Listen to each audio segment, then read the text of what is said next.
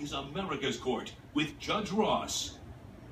Cheri Moody is suing hotel owner Scott McAllister in the amount of $700. She says she was injured while staying at the defendant's themed bed and breakfast. Mr. McAllister claims the plaintiff willfully participated in the haunted experience and only has herself to blame. Miss Moody, $700. Got a little scared. A little bit, yeah. What happened? Okay, well, my boyfriend at the time and I wanted to go away for the weekend. You're not still with the boyfriend? No, not anymore. And he planned the whole thing. I knew nothing about it. I didn't know where we were going. It was more of a surprise. So we got there to a little bed and breakfast. It was really quaint. It was cute. The food was really good. It was a good atmosphere. We had a great dinner, and we shared a bottle of wine. And you owned this bed and breakfast. How long have you owned it, sir? 2 years. Strike me as someone who would have a bed and breakfast. I'm just looking at you. Yeah. How did you end up with a bed and breakfast? I inherited it from my father. And how long did he have it? He had it for probably about 4 years. And you said you inherited it. I Did Dad inherited it. pass away? Yeah, he Oh, I'm passed. sorry to hear that. And so far, you've had good responses? Yes. Yes. And you got there and you didn't have any issues with it? It was totally fine, and we really enjoyed ourselves, and we finished around 8 p.m. dinner. This is the first day? The first day, yeah. Okay. So we had dinner around 8, and we just cuddled by the fire, really romantic. It was awesome. I really enjoyed it. And then we went to sleep, and around 2 in the morning, I kind of woke up in the middle of the night because I heard creaking, I heard knockings on the walls, the lights were kind of flashing and flickering, and I kind of just played it off like, you know what, maybe it's just part of, maybe it's like an old establishment, been there for a while, so I didn't want to get too freaked out about it. It kept happening, and I was like, okay, now I'm awake.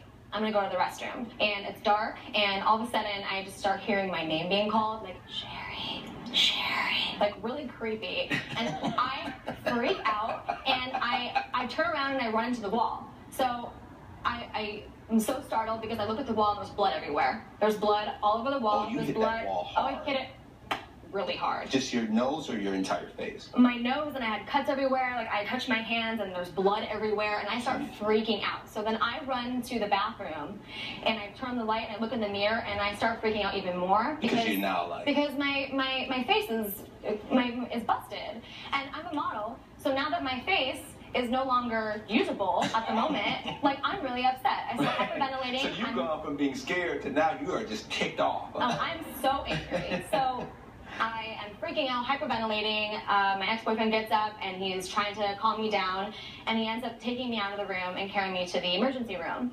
Now, I'm still upset, going on the way to the emergency room, and he's like, you know, I'm so sorry, I didn't mean for this to happen. And I'm like, why would you take me to a haunted place? Like, that's not cool. You know I get scared. Like, I'm not okay with this at all. Like, I don't appreciate you doing that. He's like, don't be scared. It's not really haunted. Like, I actually spoke with the owner of the establishment, and he had told me that he actually goes around and does that. So he goes around making the creaks and the noises and calling out the name. So it's not really haunted, and he does that. Now I'm even more angry because the reason why Why is the reason why you're so angry? I'm angry because if you hadn't gone around doing what you were doing, I wouldn't have had a broken nose, and I also wouldn't have lost my wages. And that's true. You are the person that's Yes, haunting the bed and breakfast. The business. You are the little ghost at the bed and breakfast. Coming up on America's Court, That you're the up in case of Cheri Moody, who is suing Scott McAllister to cover her medical expenses. That you're up in the woods at this beautiful bed and breakfast, and all of a sudden you're like, kill.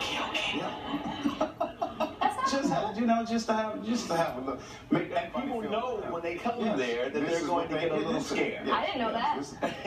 And that's one of the things that she didn't know that because it was a surprise. So you knew that you were going to be doing all of this. Yes. Do you have proof of your injuries?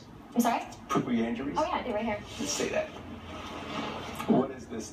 The email? Yeah, it's the photo shoot that I did have. So I was supposed to have a photo shoot for This 2 is days.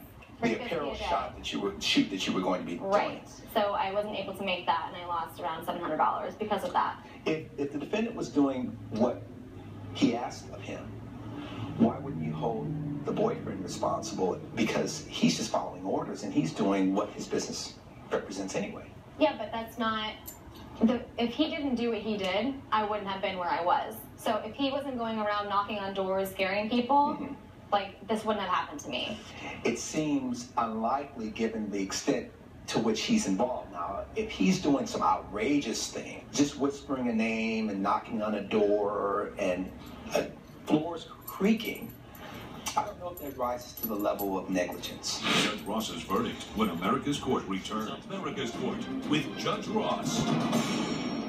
Prepared and better served by protecting yourself to the fullest extent. Have people come in and sign a waiver. So I will grant her judgment of $700. That is the order. Case closed. Judge Ross has ruled in favor of the plaintiff.